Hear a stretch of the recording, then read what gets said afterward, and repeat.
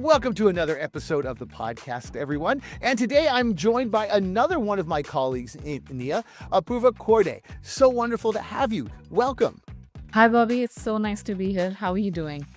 Oh, I'm doing fabulous. So we don't often get to talk to each other face to face because we're in different time zones. But you had an opportunity to talk to somebody in the UX research area. Who was it that you were able to speak with? So we had Anand Tharanathan come in India for Umang, and I think it was a great opportunity to talk to him beyond product because we hear him in keynotes often, and I just wanted to know more about his thoughts on AI and everything else in this rapidly changing world, especially with ServiceNow moving towards so much new stuff coming in, and it was great. Well, without further ado, here is that conversation between Apurva and Anand. Thank you for joining us, Anand. I have always liked watching all of your sessions, even throughout Experience Summit when I was not an intern here, and I was watching from beyond my screen with a very bad Wi-Fi, and I was like, I don't want to miss this session. And I always wondered what it would be like to meet a big leader like this face to face. So I'm honored. Since we're speaking about leadership, I have always wanted to understand, how do I become something like this? Where do I start? And there are a lot of people like me. A lot of my friends are like, hey, I want to be that person. I want to be this person. But in an experience or a design community, it's so difficult to gauge how you would climb up or even gauge or attain that autonomy. Can you walk me through a day in your life or your journey, or how did you become you, so that how I can become you? Can you tell me something about that? Well, Apurva, that's very nice of you to say that. Thank you for the kind words. I take leadership very seriously. And to be very honest, when I started my career, I never imagined or thought that I would be a leader per se. So if you ask me about how I got here, my journey, I think it was very natural. It was a natural progression, if you want to think about it that way. I grew up playing sports, and I always relate leadership with sports. I'm a tennis player. I love tennis, and I've always watched different types of sports growing up. And so whenever I come into work, I'm always thinking about, how do I win? And if I'm not winning, which means I lose, then I look at, what do I learn from that experience, right? So early on in my career, I started as an individual contributor. I started my career at Honeywell. I was working in the advanced technology labs. So I got, after my PhD work, I had the opportunity to do a lot of hardcore research, if you want to call it that, but then also work on product. So it was a really good balance. And I really enjoyed being an IC and bringing my research expertise and experience into a corporate environment. And as I continue to be an IC and continue to excel over time, I started seeing a little bit of, when I was in team environments, I could see that I was able to influence decision-making in a different way. I was able to inspire people on my teams, even my peers, in different ways. And so whenever I was able to relate that back to sports, I played volleyball, I played tennis, I played soccer growing up. I always thought there was something in me that could help my team members do better than what they thought they could. So that was probably the first trigger for me in my head. And it's also about the different mentors I had in my career who, at different points in my career, advised me to think about leadership. What if you were a manager for a group? What if you led a small team of interns to start? And that's how I got started on the leadership trajectory, if you want to call it that. Once I got into it, then there was no looking back. I really loved what I was getting out of it. I really loved the way I was able to inspire people, position people to do bigger things than they thought they could do in different contexts, right? And leadership, I'll also say, is not always fun. It can get lonely at times. So it's not always a bed of roses. It can have its pros and cons. But over the years and over my career, and having a lot of support from my peers, from my mentors, from my team, I figured out, I guess, a recipe to be a strong leader. And always starts with being empathetic, really understanding the context of your team, listening first, being really able to understand the context your team is in, what is the goal, and how do you position the right people. It's not like everybody has the same skill sets, same strengths. So you have to have an eye for understanding who's good at what. and then really positioning people in a way that they can put their best strengths to work. Everybody's got growth areas. I can tell you 100 of my growth areas, but over the years, I've learned how to, one, for myself, put my strengths to work. And when I look at my team, I try to position my team members in the right way so that they can really bring their strengths to work. And over the years, I've kind of fine-tuned it again and again. And I've gotten where I'm at. And it's about opportunities. It's about being humble. It's about having a really good set of mentors, great managers. Managers can really shape the way you think, how you look at failures. I can tell you thousands of times I've failed in my career and how you come out of it. And that's where sports also helped me. So a long-winded answer, but generally, I feel very fortunate to be where I'm at. And I feel like there's several opportunities that my managers and my peers kind of gave me that I really pounced on and really put my team first all the time. That's a great insight. I mean, I feel like I can write a blog on this Yeah. and I can monetize it. But Go for it. I think along the lines, Yeah. I realized that there might be like a long-term goal that I might want to set in my career, where it will be difficult in times for me to reach there, and I will like break there, or I would not want to pursue it anymore. And you spoke about failure, how failure is a lesson, and how great managers are a lesson. Can we also speak about how we can keep pursuing these goals, and how do these mentors or managers, they shape this journey towards leadership, or even not even if leadership, or like pursuing leadership? Yeah, I mean, basically, if as I said, managers, supervisors, however you want to call them, bosses, play a huge role. And I think the biggest part of that is when you fail, how they react. And I personally put that to practice. So I've had, talking about some great managers in my career, who, it's not like they force you to fail, but they push you hard enough that you're outside of your comfort zone, and you are in a way taking on opportunities that you feel a little nervous. You have those butterflies in your stomach. And one, it starts with giving you those opportunities. So a great manager has a way, or a manager, or a leader, let's me call it leader. A great leader has an eye for knowing where to push, when to push, right? And so I was given those opportunities early on, where I was put in front of maybe a senior set of executives early on in my career when I was just starting out 6 months in, where I had to present something that was, important, let me call it that. And I would sweat. I would not sleep the previous night. I've messed up several of my presentations in my career, I can tell you that. But my managers, the right ones, the best ones, never looked at that as a failure. They always sat down and said, what could you learn from it? How do you get better? So that's what I'm talking about. Real leadership is about pushing your team in the right direction, giving them the opportunities to push themselves outside of their comfort zone.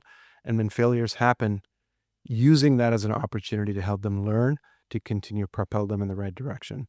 And, drawing that overlap to sports, whenever I stepped on the tennis court, I was always thinking about what could I do better, right? It could be a volley, it could be a forehand, it could be a backspin, whatever it is. What could I do better? And I used to play pretty competitively. And so failure, at least in sports, was not new to me, right? I always accepted how to fail and how to get out of it. So putting that in context of a corporate environment and having a right set of bosses or leaders to help me, I think that combination really helped me come up with the right mindset over the years and look at failure as an opportunity rather than something to cry about. Yeah, that's something to think about. Mm-hmm. I think when I say, if I put my mind to thinking about failures as opportunities, then I go back to your sentence where you said that empathy is such a big driver for leadership. Yeah. And how these things somewhere for me became a basis for every decision was when I started pursuing design. And especially since I came into EX, this became a very big part of my everyday job. Yeah. So my question to you here is that how much does design leadership Yeah. or experience leadership, Yeah. how is it different from maybe the conventional leadership that we Yeah. have, and what impact does it bring to Yeah. an organization, the people, the customer, Yeah. stakeholders? Yeah, that's a great question, actually. I mean, how does leadership differ in different contexts or different departments or groups, right? At the end of the day, I think strong leaders could do anything, anywhere. Like you look at some of the best CEOs in the world, they might come up from a particular vertical, like maybe engineering or maybe design or product or marketing or sales, but then eventually they end up leading the whole company, the whole organization. So if you look at some of the best leaders out there, they're adaptable. They've figured out a way to be flexible, right? With that said, how does designer experience leadership differ from other parts? Maybe a couple of things I can point out. And in my career, I've led. Currently, I lead a research organization for ServiceNow. But in the past, I've led design organizations. I've led product and engineering teams.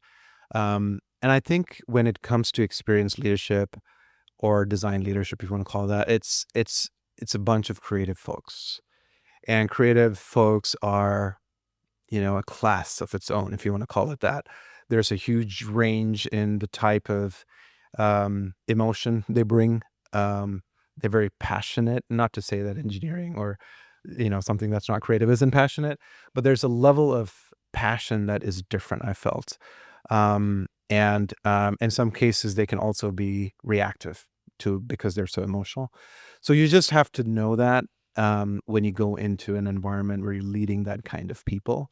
And I've honestly enjoyed that because I don't consider myself as an extremely creative person. I'm very analytical, and I think that's possibly why I think I really love research. And at the end of the day, I look at the organization at large, right? But whenever I've had the opportunity to lead design teams, I think learning to think about creativity as the center of that is going to be very, very important. And the more you understand that, the better you can lead a team of designers per se. So, and researchers, on the other hand, are extremely analytical, right? Like they get something their way, they're really piecing it out, they're breaking it down, they're looking at it from different perspectives. So it's just different types of environments you're in. And as I said, the best leaders learn how to be flexible, understand who your audience or your team members are, and then you start positioning them in the right opportunity so that they can really bring their strengths to work, right? That's even how I think about hiring, right? Like if I'm looking at hiring my leadership staff, I'm always looking at, and there's so many books and articles written on this. You don't just go and hire people that you align with or you resonate with or are like you. If you do that, then you just have several blind spots in your leadership team, right? So whenever I'm hiring, I'm always looking for people who can be better than me. And that is something as leaders, I think you have to be okay with. If somebody's better than you, a lot of times leaders are a little uncomfortable with that. I get supercharged by that because that's the only way you can really build a well-rounded team, right? So that applies to design, that applies to engineering, product, sales, marketing, anywhere. But coming back to your question, I think whenever you're leading a team of designers, creativity is going to be the center of everything, and emotion is going to be the center of everything. So you just have to be prepared for that. Got it. I think this also brings me back to one dilemma that I've always had. Yeah. Um, it was, should I be product centric or people centric? I have I have always found it easier to add finish to the product, and I've been a little. It's been a little difficult for me to be a little people centric. Maybe something I'm working on, but Yeah. and I've realized that I can't be both of them. I can be good at one, and I can maybe let go the other one a little bit. Okay. What am I losing if I'm letting go of either being people centric or product centric? And if I can be both, then how can I pursue that? Well, that's a very interesting question. I don't think I've looked at it that way, but now that makes me reflect a little bit on those two particular dimensions. I mean, for me, at least from my perspective, um, and I see what you're asking. I mean, I know some of my peers or some of folks I worked with are extremely good at product. They can really get into the nitty-gritties. They can get into the weeds. They can really understand what is really needed to elevate that product or improve the product market fit, whatever that is. And there are some other people, what you're calling people-centered leaders, who are exceptionally great at organizational leadership. So if I were to go with that train of thinking that you just put in front of me, I would probably put myself as a people-centered leader, right? If I force myself into one of those two buckets. Now, does that mean I can't be a product leader? I don't know. I'm not sure, because I've led product and engineering teams, and I've built products in my career multiple times. And although I have failed, I feel like I've really created some successful products as well. So the way I would think about it is over time, and you're still early in your career, right? So continue to train that thought, continue to, whenever you have those opportunities that come your way, always look at it like both ways, if that is still how you think about it. But in the long run, the best leaders figure out a way to do both, or everything, right? Like if you look at the best CEOs, going back to my earlier statement, they figure out a way to lead big, massive global organizations, and then also push the product in the right direction if they're selling a product or services, whatever that is, that you're able to be doing both in a good way, right? So, as you continue to get opportunities in your career, continue to train that thought, that hypothesis, test it, what works and what not. But in my opinion, over time, you'll get seasoned enough that you can do both. And I don't think you'll get to a point where you're feeling like you're missing out on something. And maybe there are certain pockets where you feel, at least I can tell you that in certain days, I feel there's a lot more, like 80% of my job is about organizational leadership and 20% is product. And I start missing product. I start missing, like, can I be in more product reviews? Can I look at the product roadmap and get into the weeds of it, or go into a design review? And some days, if I'm the exact opposite, where I'm like 80% of my job is, in product reviews, then I feel like, oh, what can I be thinking about organizationally? So I can see why you say that, and I, so there's probably something to it, but don't let that be a constraint in how you think about evolving or continuing to hone what you call leadership. Because at the end of the day, leadership is about people. It's about how you position the right people in the right context, so that as a team, you get the most out of that whole team. So then, is it a product? Is it a service? Is it people? That kind of goes away. So that's at least how I think about it. I have thought about it. Doesn't mean I will not change it in the future, right?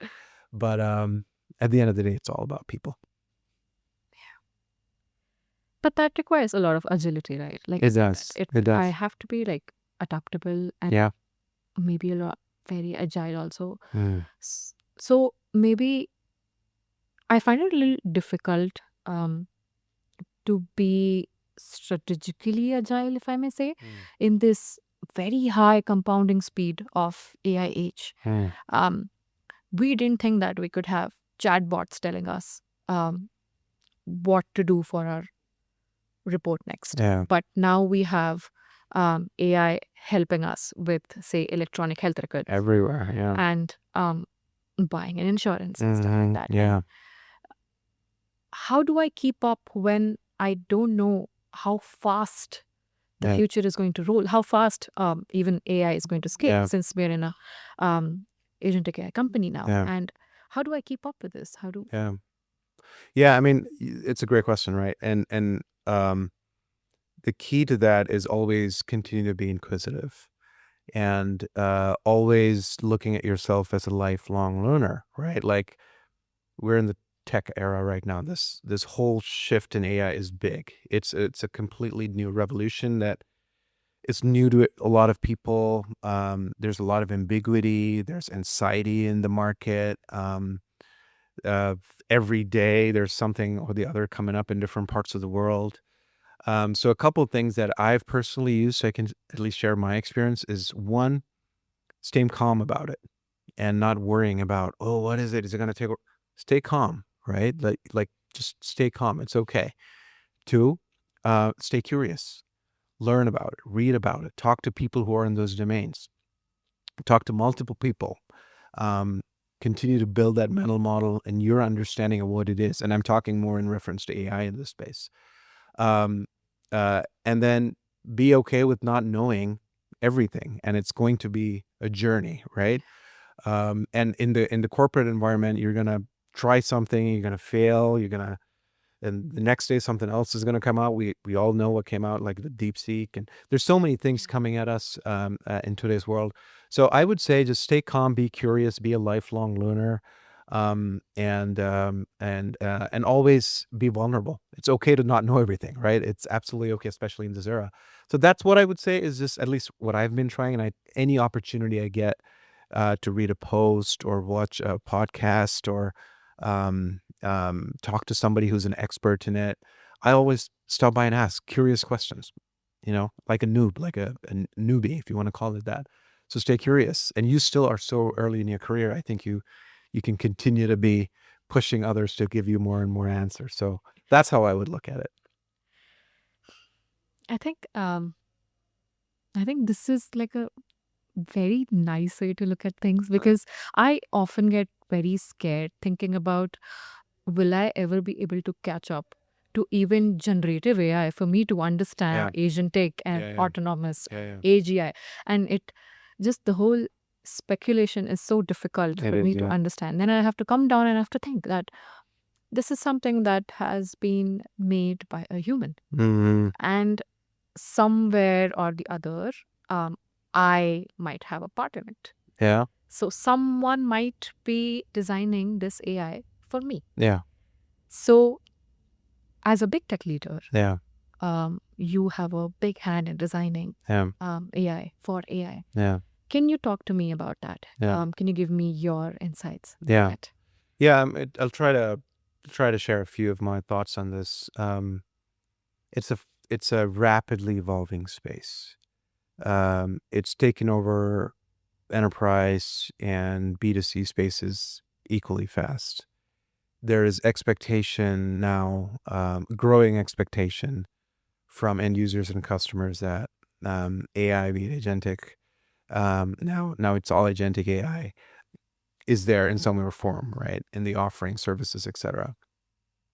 So when I personally think about as an experienced leader now, and specifically when I talk about research leadership, one of the first things I encourage my teams to do, and I do it myself, is to understand what's the best out there. What is out there? Who's doing what? What are the pros and cons of the different, starting with the models? Who's building the best experiences? Because at the end of the day, technology, in my opinion, this is my personal opinion, technology is only as good as the experience it creates. Yeah. And at the end of the day, if you're designing something for human use, that experience, that translate what the technology could do to something that could create value for an end user or customer, has to be there. And so as a research leader, I'm always looking for understanding what those key value propositions are for end users and customers that I can translate as trends and insights to my design and product teams. They can create the right experiences, right, for our end users and customers. Now, in the era of agentic AI, everything end to end is in some way or form done. Yeah. So the human is becoming more of a supervisor, right? Like from this end to that end, everything is done for you. And you create agents who can do it in multiple domains and dimensions. So the human is getting more and more and more removed from the manual tasks, right? And so there are very big design challenges that come with it. How do you create an experience that can keep human in the loop? How do you design an experience that help the humans maintain the level of situation awareness in complex domains like aviation or healthcare, transportation, medicine? Yeah. And so there are big design challenges to make sure that the human AI interaction, or if I may call it the team, does the best work, the most effective and efficient work. And one more thing I'll say is, if you look back 20, 30, 40 years, there's so much research in the field of human automation interaction that can be a great launch pad to think about what is and how to design for AI. So automation and artificial intelligence are like siblings, but not the same, right? So in a lot of instances, if you look at aviation, like autopilot, self-driving cars, Yeah. decision support systems in transportation, there's so many examples where the best human automation systems have been designed. There's so much to learn from that. And what I mean by that are specifically how to design for better transparency, how to design for better trust, how to design for better workload management, how to design for better man-machine interaction, how to design for emotion, how to design for teams. So there's so much to learn from that. So I don't think we should just look at this problem as completely new, although there are certain novel aspects to it. There's so much to be learned from the human automation literature and research and failures that I think we can bring to the agentic AI era. So I feel more optimistic in some ways than not that we are well positioned to continue focusing on designing the best experiences for human AI models. Yeah. I think that gives me relief. Okay. Glad to hear that. um, I think while I take this in, Yeah. and I also picked up on a few words that are something that I usually juggle with when I read a lot of stuff about autonomy in AI. Yeah. How much trust are we putting Yeah. on this model? Mm-hmm. And even very smaller nuances like, can you make this timetable for me? Why Yeah. can't I make this timetable for myself? Yeah. Which is not an evil thing. Like the Yeah. whole villainization of AI. Oh, yeah. Something that I usually try to draw parallels with. Yeah. But I do want to come back to my point where the whole autonomy bit comes into Yeah. this about Yeah. the whole human in the loop. Yeah. How important is it for us Yeah. to always have the human in the loop aspect while Yeah. having the AI designing experience Yeah. trajectory? Yeah, great question. So, a couple of things that you touched on. Number one, I believe, I strongly believe in humanity and our human breed. That even though we build technology that can be misused, I trust our breed, let me call it that, to continue to use it in the right way. I mean, you look at the history of evolution, that's kind of typically what has happened. There's been pockets where it's been used or misused in bad ways, if you're going to call it that. But generally speaking, we've all come out of it stronger. So I'd like to look at the cup half full and that trust that we're going to create technology and put it to use in a good way. Now, coming back to your question on how to think about human in the loop and why that is important. Again, if you go look at the human automation literature, there's so much to be gained there. To give you a couple of examples, if the human is not in the loop, if automation is doing everything for you, now in this case, if agentic AI is doing everything for you, if something goes out of whack, if something doesn't work the way it is supposed to work, if the human is out of the loop, it becomes exceptionally difficult for the human to get back, understand the context, make decisions, and act. And that whole concept is called maintaining situational awareness. So to summarize, if you keep the human out of the loop, the human's SA, situational awareness, is down. So you have to always design a man-machine system, be it machine being autonomous or agentic AI. Think about it either way. The human has to be in the loop. And if the human is in the loop, if something goes out of whack, the human is able to jump in and do the right things needed to bring the system back. There's so much literature on that. And if you look at the human automation interaction work 30 years ago, and I say this quite authoritatively because a lot of my PhD work was also on it. And so I'm very familiar with that space in general. So if I were to copy paste that same model, the human automation, human in the loop design to human AI design, there's so many parallels. So it's important, even if the human is the supervisor, to come up with ways to keep them in the loop. And it could be small manual tasks. It could be coming up with certain alerts to keep, that the human is still monitoring and being aware of what's going on rather than just sitting back for 8 hours, 6 hours, expecting it to be done end to end.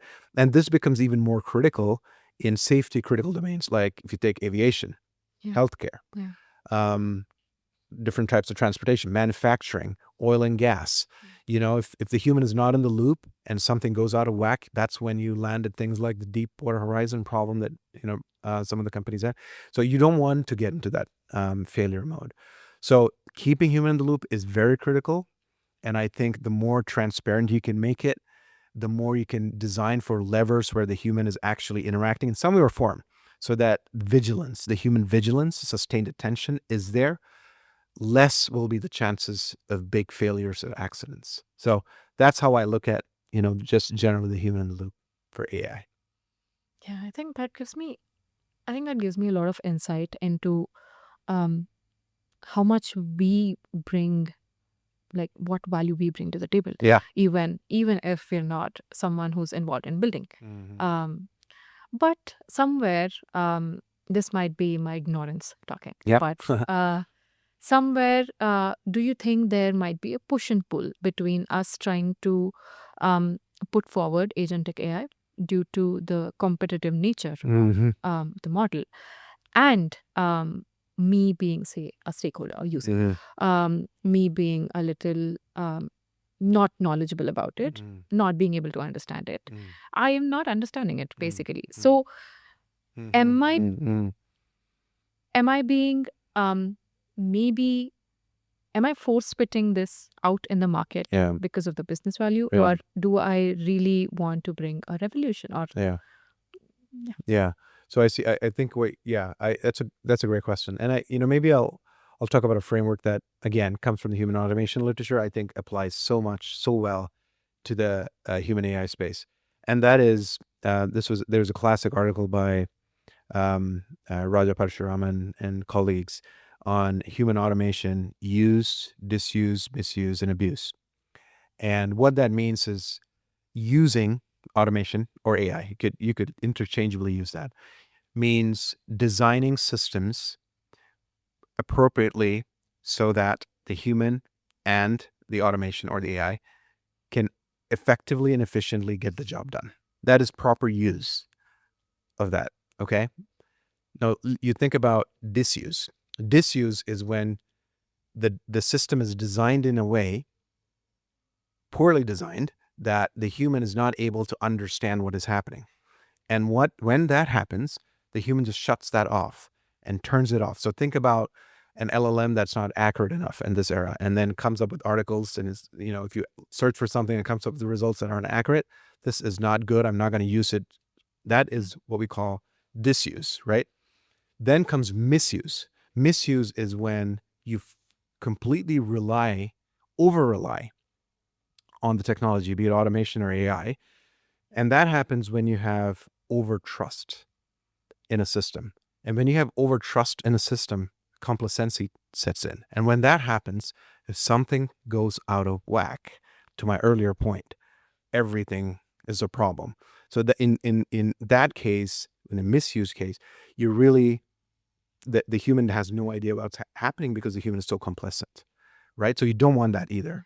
An abuse of automation or AI is when you just take that technology and just because you just apply it across every single thing.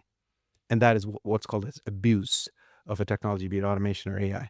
So if you can really think about in the context of AI as use and designing for proper use, that's when you get the most success. And you want to stay away from misuse, disuse, or abuse. Hopefully that gives you a little bit of a framework to think about how to design for the best man-machine systems. Yeah, I think I love frameworks. I think the whole, when I said the product-centric part, I think this is my favorite part, where I like to I have a lot of frameworks saved in my Pinterest board because I think this has been really helpful, where this helps break down AI into very smaller bits beyond the code or beyond the engineering part of it. But I have a trick question. Sure. Um, Let's see what I can do. Say I want to build a digital product company powered by AI tomorrow. Yeah. I want to build an agentic AI company Yeah. tomorrow. Yeah. What are a few things I should stay away from? These are my no-nos. Like, can you give me like an anti-goal list that I can build? Great question. And, it definitely is a trick question. So here's how I would think about it. Whenever you build a product, you build a product for a market, for a segment, for a specific type of user or persona. And be it agentic AI, be it automation, a lack of it, that should only be a means to the end. So the core principles of how you build a product still stays true, agnostic of what technology you're using. So at least in my perspective. So the first step is, if there's a strong need in the market, right? You think of agentic AI as an accelerator for you to get it to market. That's what it helps with. Rather than, okay, like I have a hammer, I'm looking for a nail. That should never be the way you think about it. So the basics of product building, shipping, creating, designing, how we want to think about it, is to make sure you're creating value for a segment of users. That's 101 of product management. So I don't think that changes, right? And so the way you think about AI is, how can AI be an accelerator? If you were able to do that, build a product and ship it in, let's say, 3 months, you could probably do that in significantly less time with AI, right? So that's how I would look at it. And one thing I would stay away from is, hey, I have this new technology in hand. What am I going to put it to use for? Like, that should not be the way you think. Start with the user problem. Start with understanding the value you can create, and then use technology to accelerate your journey from start to getting that product into market so that the users can get the value. That's at least how I think about it. I'm like sticking to the basics of building, designing, and shipping products. Wouldn't that put me at a disadvantage with my competitors if I do not leverage new technology in market? And I'm all in with identifying user problem, but say I am not product centric, not people centric. I'm money centric, and I want a lot of money. I want funding. I want everything, and something that is gaining a lot of traction with even say Y Combinator. They're funding all the AI products right now. How do I go about that path? How do I still go back to my root and stick to that bit and not I think, biased? yeah, I think it's a interesting question. So what you're saying is, how do you, if this is what you're asking, how do you put AI in everything you do so that you get the attention of people you need to get attention from, if it's like raising funds and capital? That's an interesting question. I think the best investors out there are smart, and obviously you should, as I said, think about using AI as an accelerator, talking about AI, of getting to value sooner, right? But don't force fit it. Don't force fit it. I'm sure there are still areas that are still nascent, or that still AI may not apply. I don't know. But don't use it just because you have to use it and just grab attention of people. If you really see a problem that a user has, figure out what the value is that you need to create for them, and see if AI can be an accelerator. If it is not, don't force yourself to use it, in my opinion. But if you see an opportunity, definitely use it to accelerate your journey from zero to getting it out to the market. And, as I said, the best investors are smart, and they'll look at, are you creating value? Do you have a large TAM that you can address, that you can go after? And does it have an opportunity to scale, right? So that's how I would think about it. Don't go with the hammer looking for a nail analogy to get attention. Look to create value for your customers and end users. That was a fascinating conversation, Apurva. What was one of the things that really spoke to you in that conversation with Anand? I think it was definitely the 3-part explanation that he had about how AI is being used, misused, disused. I think that was something that it was so simple, and it really just encompasses everything that we know and want to use AI according to. And I think that was just my favorite part, I guess. So there you have it, everyone. A little bit more information into the world of AI from some of our colleagues in India. And if you have any questions on anything we've talked about, check out the show notes or head over to servicenow.com for more information. I'm your host, Bobby Brill. Thanks for listening.